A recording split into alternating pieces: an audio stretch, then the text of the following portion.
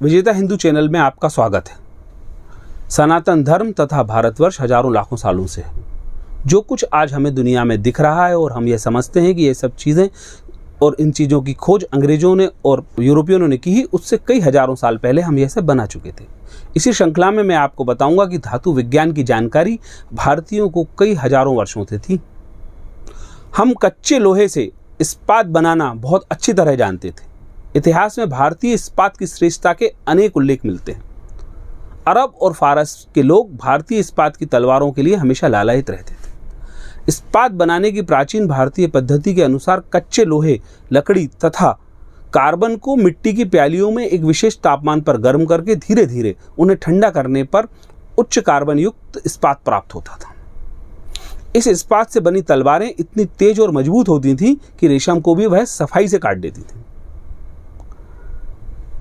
दिल्ली में कुतुब मीनार के पास एक लोह स्तंभ खड़ा है, जो विश्व के धातु वैज्ञानिकों के लिए बड़े ही आश्चर्य का केंद्र है। यह स्तंभ लगभग 1600 से अधिक वर्षों से खुले आसमान के नीचे है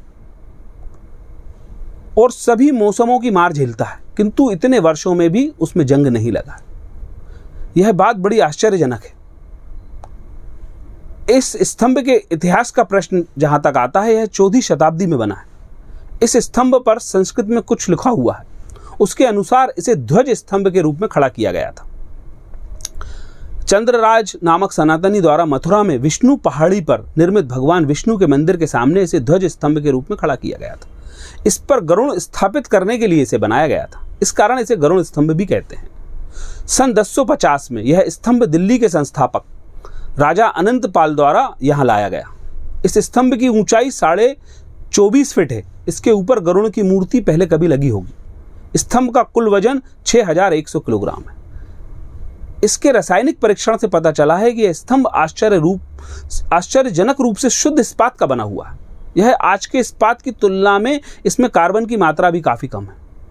भारतीय पुरातत्व सर्वेक्षण के वैज्ञानिक इस निष्कर्ष पर पहुंचे हैं कि स्तंभ का निर्माण गर्म लोहे के 20 से 30 किलो के टुकड़ों को जोड़ने से हुआ है। माना जाता है कि 100 से अधिक कारीगरों ने 15 दिनों के परिश्रम के बाद इस स्तंभ का निर्माण किया था। आज से 1600 वर्ष पूर्व गर्म लोहे के टुकड़ों को जोड़ने की उक्त तकनीक भी एक आश्चर्य का ही विषय है, क्योंकि पूरे लोह स्तंभ में एक भी जोड़ कहीं नहीं दिखाई देता है। 16 शताब्दियों से खुले में रहने के बाद भी उसके वैसे के वैसे बने रहना, यानी जंग न लगने की स्थिति कैसे हुई, यह विशेषज्ञों के लिए एक बड़ा आश्चर्य है। इसमें फास्फोरस की बहुत अधिक मात्रा है, व सल्फर व मैग्नीज कम मात्रा में है। इस स्तंभ पर 50 से 600 माइक्रोन मोटी ऑक्साइड की परत भी पाई गई है, जो स्तंभ को जंग से बचाती है। 18वीं शताब्दी में यूरोपीय धातु वैज्ञानिकों ने भारतीय इस्पात बनाने का बहुत बार प्रयत्न किया, किंतु वह असफल रहे। अंग्रेजों ने भारत में भ्रमण के दौरान जो देखा और उन्होंने उन सब देखने की चीज़ों को अपने वृत्तांतों में लिखा है, उसमें भारतीय लोह उद्योग के प्रमाण मिलते हैं। 17वीं शताब्दी के अंत में डॉक्टर बेंजामिन हायन ने एक रिपोर्ट ईस्ट इंडिया कंपनी को भेजी थी। उसमें उसने उल्लेख किया है कि रामनाथ पेट, जो कि चेन्नई के पास एक गांव है, उसके आसपास खदानें हैं और वहाँ इस्पात की भट्टियाँ हैं। इन भट्टियों में इस्पात का निर्माण होता है, जिसकी कीमत 2 रुपये मन है।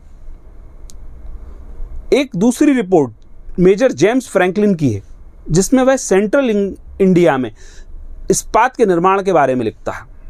इसमें वह जबलपुर, पन्ना, सागर आदि स्थानों की लोह खदानों का वर्णन करता है तथा इस्पात बनाने की प्रक्रिया के बारे में भी उसने लिखा है। उसने लिखा है कि चारकोल से हिंदुस्तान में लोहा बनाने का काम होता था।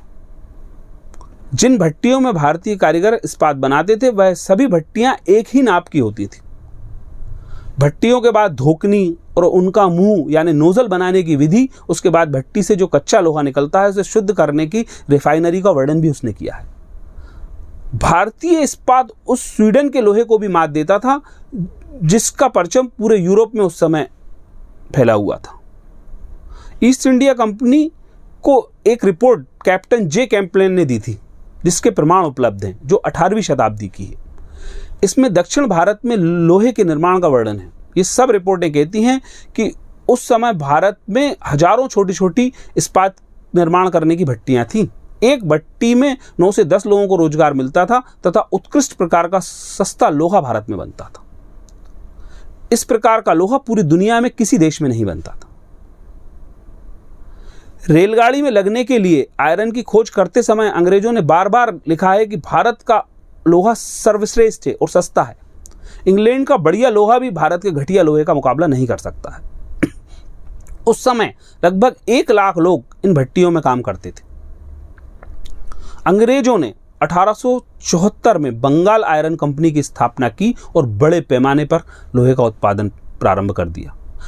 महंगा लोहा बाहर से बुलाया जाने लगा। परिणाम स्वरूप धीरे धीरे गांवों में बनने वाले इस्पात की खपत कम होती गई और 19वीं सदी के अंत तक स्वदेशी इस्पात बनना लगभग बंद हो गया।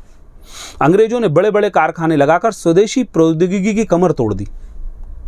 इसका दुखद पक्ष यह रहा कि भारतीय धातु प्रौद्योगिकी लगभग लुप्त हो गई। आज झारखंड के कुछ वनवासी परिवार ही प्राचीन औद्योगिकी से और प्राचीन तकनीक से लोहा बनाना जानते हैं।